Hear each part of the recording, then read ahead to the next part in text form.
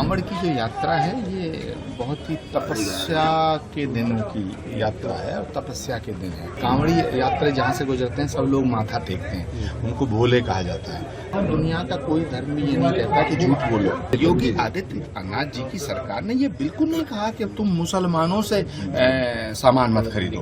उन्होंने कहा कि अपना परिचय जरूर दो। देखिए, भारत की जो भूमि है वो तपस्या की भूमि है, साधना की भूमि है और त्याग और बलिदान की भूमि है और ऋषि मुनियों की भूमि है। भारत को कृषि प्रधान देश कहा गया है, लेकिन भारत ऋषि प्रधान देश है। तो कांवड़ की जो यात्रा है ये बहुत ही तपस्या के दिनों की यात्रा है और तपस्या के दिन है।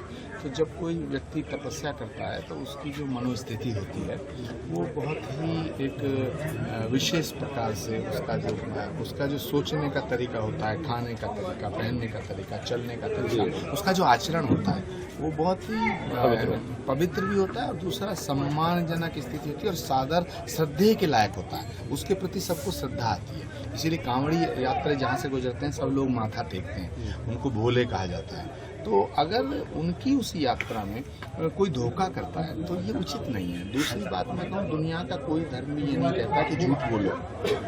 दुनिया के सभी धर्मों की पूजा पद्धति अलग है, कर्मकांड अलग है, रिचुअल्स अलग है, लेकिन पहनावे पोशाक अलग हो सकते हैं, भाषा भी अलग हो सकती है। पर एक बात कॉमन है कि सभी धर्मों की जो बुनियाद कही गई है वो सच कहा गया। तो कोई भी धर्म अगर ये कहे कि साहब हम अपने नाम को छुपा करके दूसरे नाम से धंधा करेंगे, तो नाम छुपाना जो है ये संवैधानिक दृष्टिकोण से, कानून के दृष्टिकोण से और राष्ट्रीय दृष्टिकोण से और आध्यात्मिक दृष्टिकोण से, मानवीय दृष्टिकोण से ये ठीक नहीं है।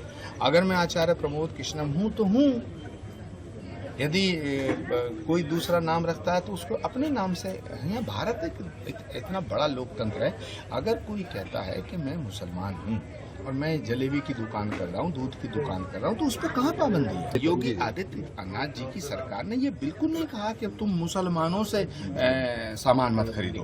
उन्होंने कहा कि अपना परिचय जरूर दो। पासपोर्ट में परिचय होता है, स्कूल में परिचय होता है, आप कहीं राजनीति में जाते हैं तब परिचय होता है, आप अस्पताल में जाते हैं तो परिचय होता है। तो परिचय छुपाने की जरूरत क्या है? लेटेस्ट खबरों के लिए लाइक, फॉलो और YouTube पर सब्सक्राइब करें, बेल आइकन दबाएं, साथ ही विजिट करें swedishlive.com पर।